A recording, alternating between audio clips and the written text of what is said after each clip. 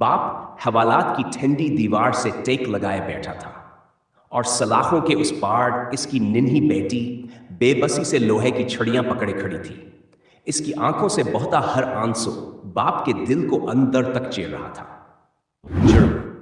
جرم صرف اتنا تھا کہ اسکول سے بیٹی کو لاتے ہوئے موٹر سائیکل پر قانون کی ایک معمولی سی لکیر غلطی سے پار ہو گئی تھی۔